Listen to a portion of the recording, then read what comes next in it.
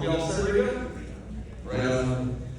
Ladies and gentlemen, may I introduce, are we good? I'm going to just assume the answer is yes. Co-writer, director, Joshua John Miller, and co-writer, Mark Fortin.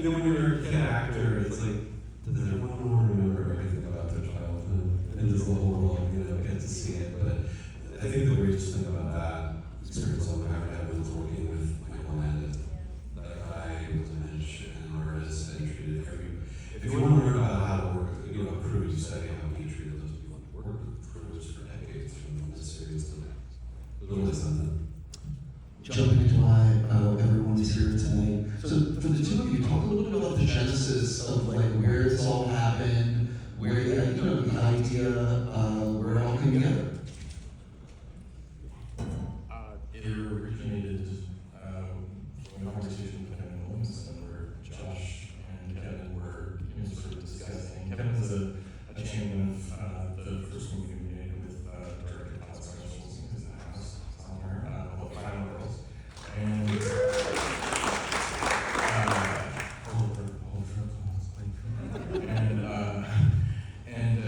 Kevin really wanted to sort of nudge us into finding a different kind of another way into something. We brought up Exorcism movie, and at first we were like, no, because we're all except for the big daddy, the Exorcist. We were kind of like, no, we're so kind of to overuse the word patriarchal and kind of Catholic propaganda, and we were kind of like, maybe. And then the more we discussed it, the more we were like, wow.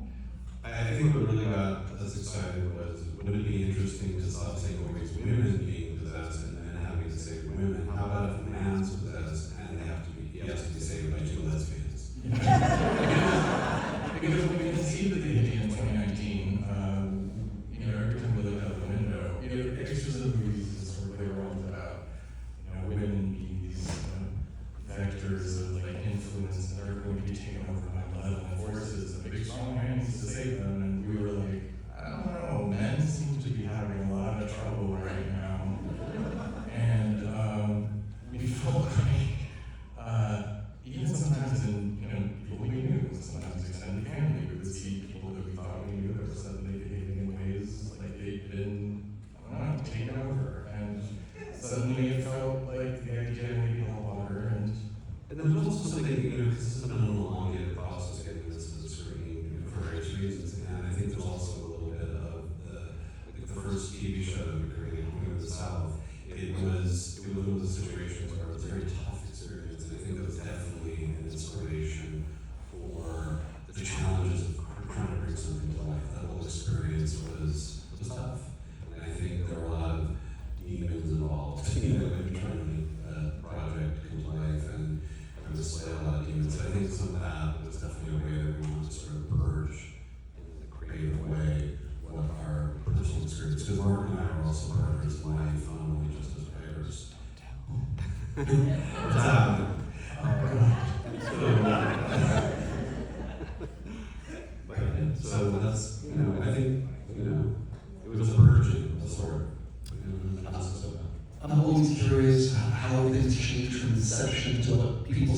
screen. So do you remember, was the original version, like, what were some of the big changes that came along the way, or what people watched tonight was very close to what you guys came up with? I don't think there's a lot of filmmakers in the house tonight, I think, or maybe they're going, I don't know, but I think we would all agree that is it ever really the same from the beginning, the inception to the end? I don't know, I think that's hard. I think it turns, at least in my own experience, I feel that it transforms and it sort of shows you what it wants. You can't, my writing teacher always said you can't dictate to the page will dictate to you. And you follow that. And you kind of keep that an organic process. So I think that was the way with this film, except as you know, making movies, you have so collaborative and you have a studio system like Miramax that has very particular infrastructure of what kind of movie they expect. And I think it was sometimes a challenge to fight for your vision and what you want. And it's always the case where somehow people suddenly realize they don't want to make the same movie after you've already shot it. I've never heard that. That is the first time I've ever heard. It was interesting. I think I know who that is. But I think if you can just, because the DJ, this I have a great friend, the DJ Brian, or if anyone's worked with him, everyone knows what a great advocate he is for directors. And he says if you could just have that first meeting where you really clarify what you want to do with everybody and just be specific so that everybody knows, so that you can avoid that future volcanic experience that happens. So it's a good lesson, and not be afraid to walk away if it's not. Sure. What do you think would surprise fans to learn about the making of the film?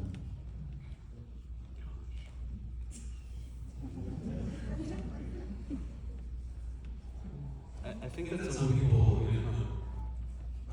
David Hyde Pierce rules.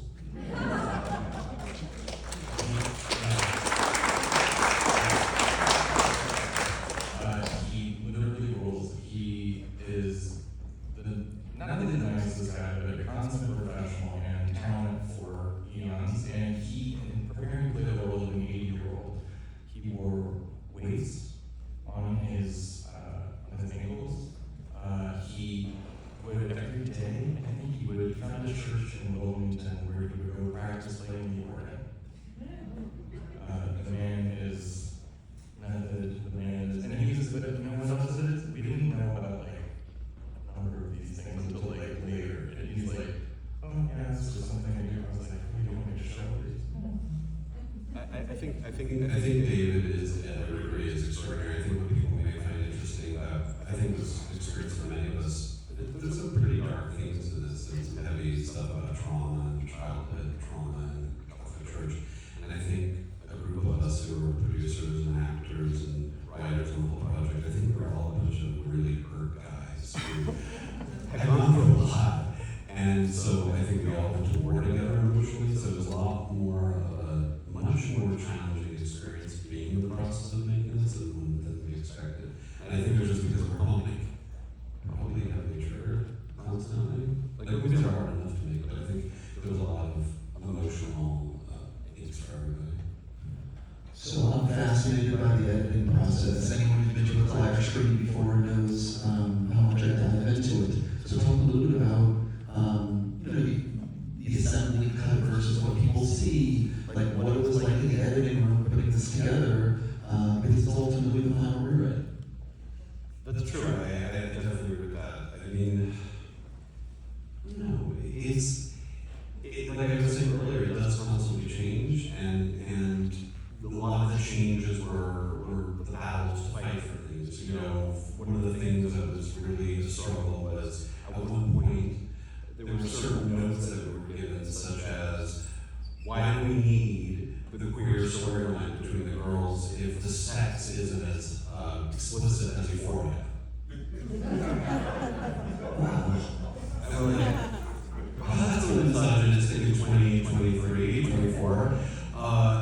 We're like, no, it's not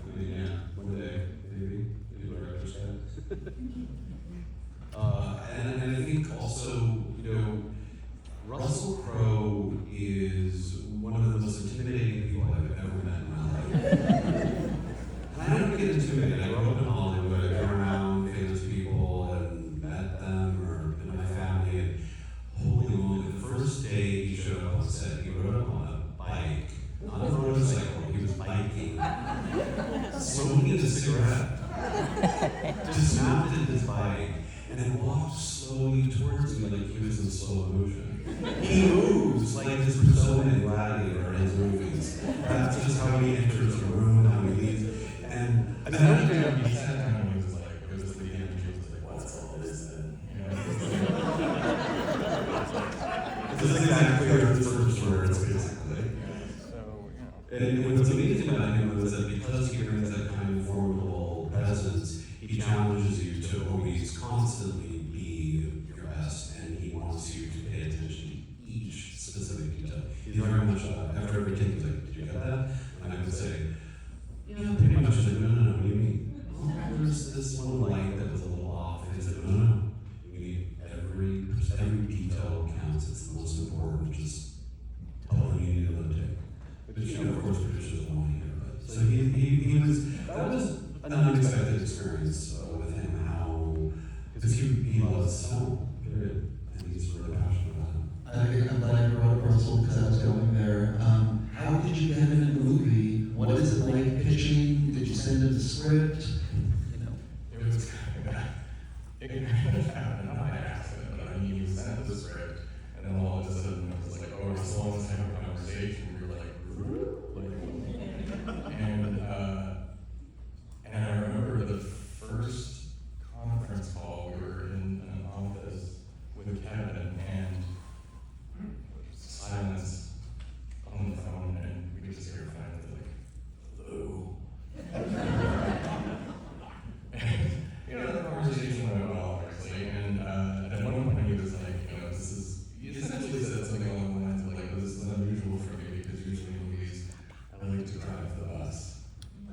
And we muted it, and I was like, how do you explain that in a possession movie you are the bus?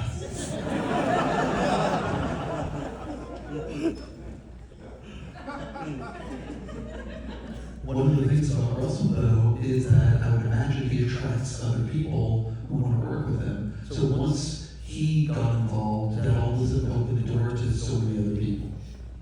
Yeah, I mean, he didn't even say yes yet. He wanted us to go visit him on his farm in Australia 2 weeks before the movie started, which was like 5 airplanes. I don't know how to fly. I think it was like a 30-hour trip to some rural farm.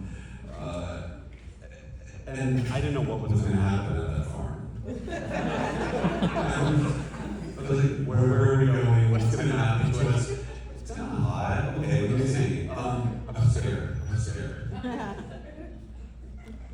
So who was the person that Russell helped to get?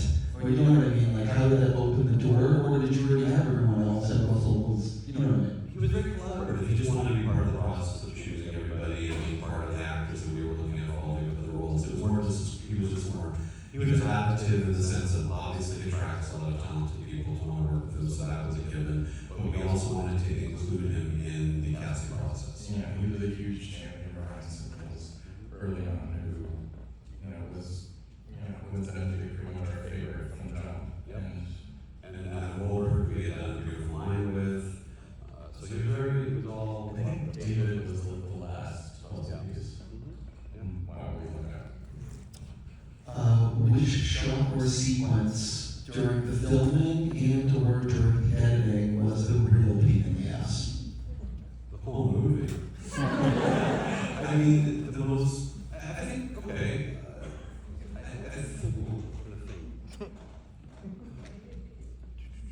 I would say the finals exorcism, because every exorcism we have to have an exorcism at the end. There's sort of these tropes we have to go to, and I think that was one of the big ones. We didn't have a lot of time. I remember also the party sequence. Oh yeah. Don't ever make a party. Don't ever write a party sequence. Cut that out of your script right now. Right now. Go on and do it. Yeah. Because it is a hell of an outreach. We can't even say that. Well, one of the things I really like is you have the opening where you are in the soundstage, you built this house. Talk a little bit about making a movie, making a movie within a movie. Well, when I was a teenager, I saw there was a film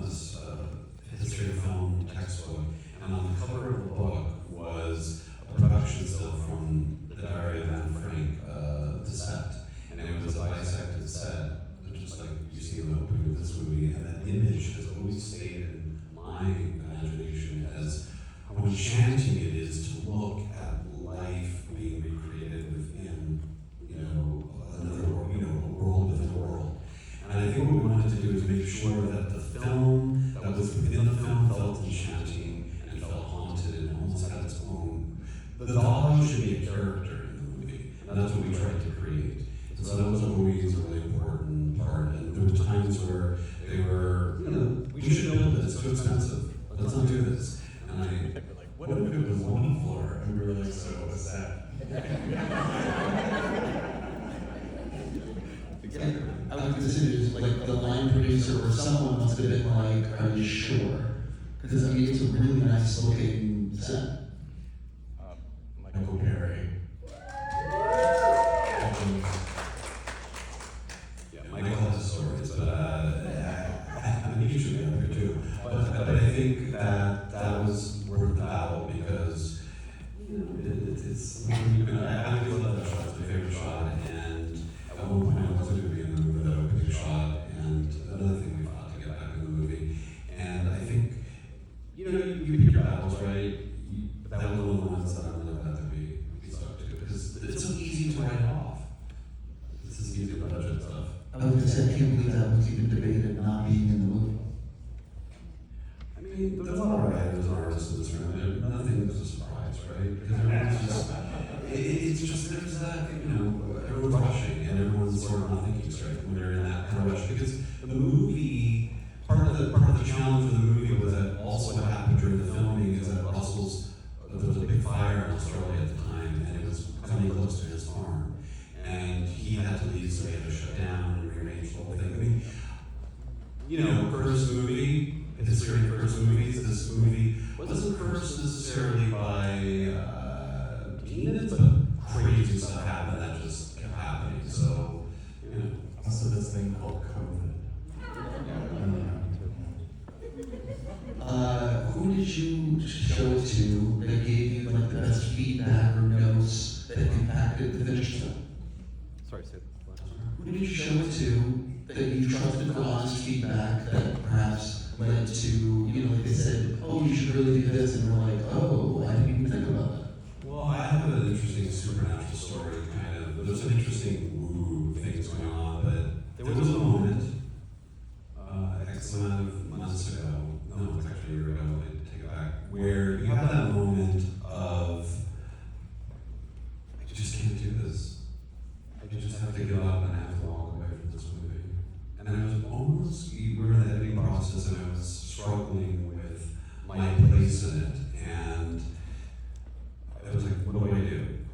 And the phone rang and it said, unknown number. Like, okay, it's someone famous, obviously. It's Quentin! I just watched a movie with your mother in it. And it's this movie, and it's about the making of the movie. And I have to talk to you about it. And it's the greatest movie I've ever seen, no one's ever seen it. And I thought, okay, Quentin Tarantino is calling me out of the blue to tell me about a movie that he loves that my mother stars in, that's about the making of a movie. And I thought, this is my mother, kind of like coming through to tell me, don't walk away from the movie. Your mother fully arranged. And I even said this to him, and so I said to the studio, I says, no, I'm gonna stick with the movie, and let's finish it. And I felt like, and I even said this to him, I said, I felt like you're all in the sense. I know this sounds crazy, LA stuff, but I believe in it. But he said to me, I said to him once, I feel like she sent you to me. And he's like, I know. Do you think she liked me? I'm like, yeah, she liked you. And you've probably seen her in Playboy and all her movies. Because what's really interesting about this is, and this is Quentin, I guess, with a wink. This weekend when the movie opens here, he also programmed at midnight one of his favorite movies, Russell Meyer's Faster Pussycat Kill Kill, which my mother is one of the leads of. She made this when she was 16.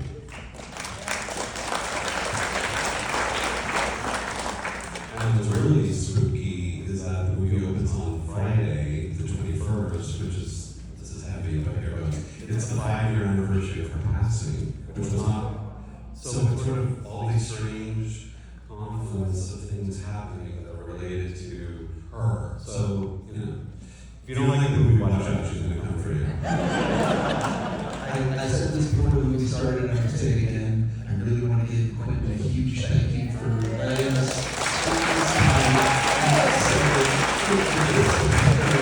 and everything he's doing. And I just read about Quentin in Paris, singing in the theater.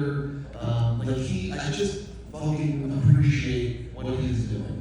Hanging out with him and getting to become his friend and him embracing you as a fellow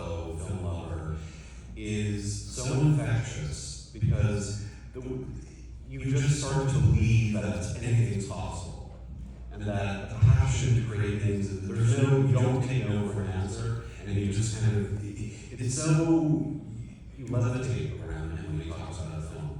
And I think that thank God he has existed in the world to educate us all about all types of film from all parts of the world, and create spaces like this around the world, hopefully, that we can all continue to do these amazing experiences of being together. So, yes, thank you, Quinn, wherever you are. So I want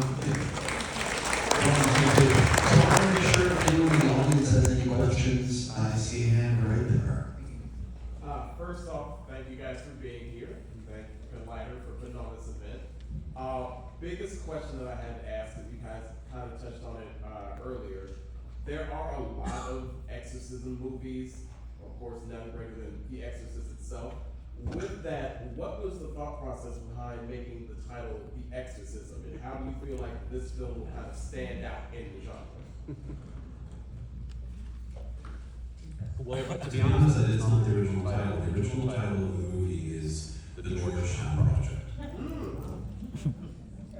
And, you know, there's concerns that that title is maybe too ambiguous, et cetera, but we, you know, there's certain concessions you make, and, yeah, what should I say? Some things you control, some things you don't. Right here. Happy Pride, but Pride did Day. anything happen, like, did anything scary happen on set while you were filming? Every day. Waking up with fear, it's a school night, and I feel like people have to really babysitters and stuff, so I don't know. yeah, there was Every day, nothing horrific happened, thank God. It was, oh, I was looking at the film this morning. You know, tell me to this trailer, you're in trouble, it's in the principal's office. But nothing bad at all in that way, no. Thankfully, Right here. Hi, basically, oh my god, I'm like now in front of everybody, my bad. Making a movie like this, I know during the filming process, did you just have that oh shit moment where you're making a scary ass movie and it's gonna scare the juice out of people? Like, is there that one scene that just was like, oh, this is gonna be badass? I remember thinking when the Schoenberg show was like, someone was being shot, and I remember thinking, oh wow. Oh boy. But, I didn't even really thought that, so we'll just, yeah, that's it. Terrifying, got it. I think I see, hold on a second. Oh, I see a hand right there, yeah.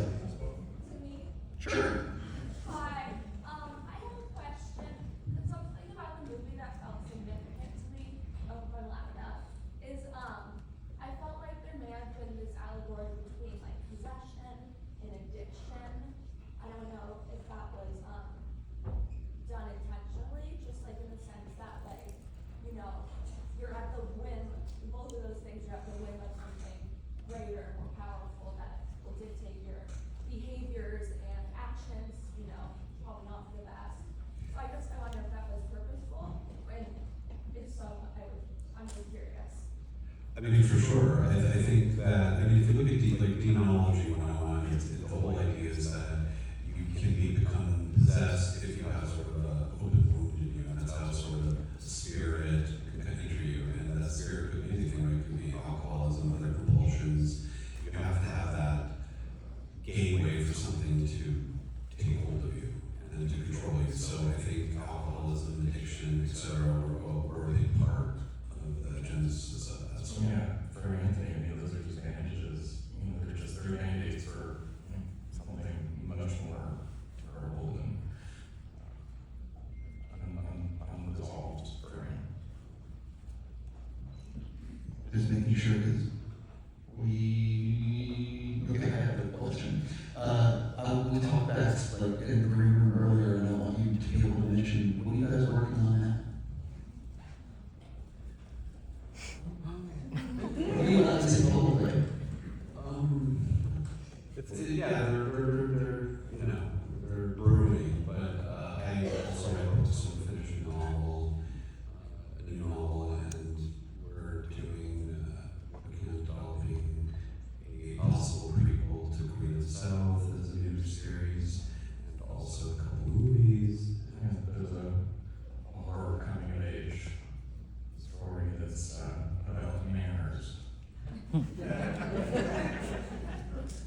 I'm very curious about this. Is there anything more to say more than that, or is that the tease? And just one other thing I think we've been thinking also that maybe something I would direct is there's a book coming out about my grandfather's a glamour photographer.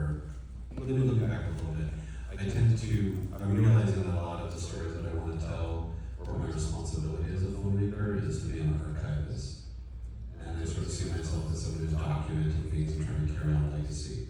Like writing this love letter to a classic horror film like The Exorcist, or The Final Girls, which was an homage to my mom being a final girl and being the scream queen herself. I think in the tradition of continuing to document family stories and legacy, I think I want to do a film, a very small film, maybe like even a 16 millimeter. A friend of mine is a filmmaker somewhere here, has a 16mm camera. He said, "You'll let me use." I want to do the story about Marilyn Monroe, my grandfather, and this fateful weekend they had in 1947 when she was Marilyn Monroe, she was Norma Jean. And it's this character study which was following them for that weekend. That is going to be part of a beautiful photo book of all the pictures we took. And then what's crazy is that it's true. It's a true story, Yeah. yeah. He also took the iconic flying skirt picture of Marilyn on the 77 image. But he knew Norma Jean when she was 20 and he was 30. You bumped into her coming out of the dentist? He bumped into her coming to the dentist. She asked him if he thought she could be sexy and if he would take some sexy pictures of her. And yeah, the rest is history. But so I think that's something we're thinking about too. Yeah, I definitely think that that's something to pursue. For sure. He was Jewish immigrant and just escaped Nazi Germany and came here and he grew up in an orphanage. She was also in an orphanage, so they both really connected on that. They both had lost their homes in a way. This is going to be one of my last questions, but when you guys saw the shoot schedule in front of you for making the film, what date did you have circled in terms of, I can't wait to film this, or how the F are we going to film this?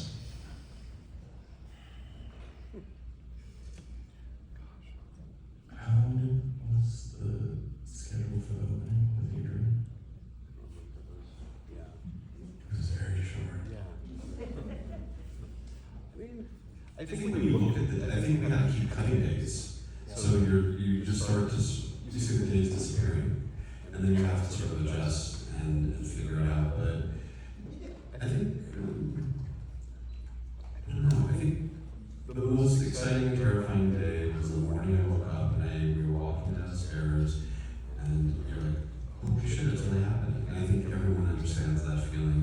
And you kind of like, all of a sudden in that moment, you're like, I don't know how to do this. Like in that moment, you're like, right, I forgot everything I learned.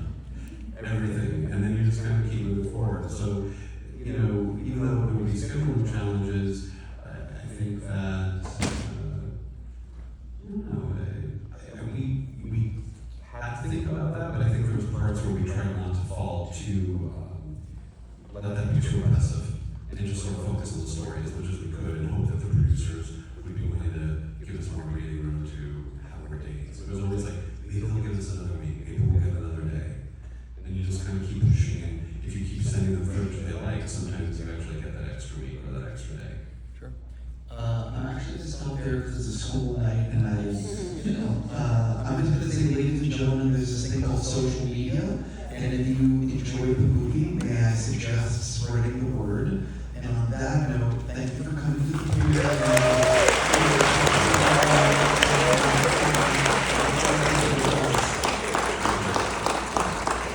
Thank you guys all for coming out tonight. That's why I'm out of this.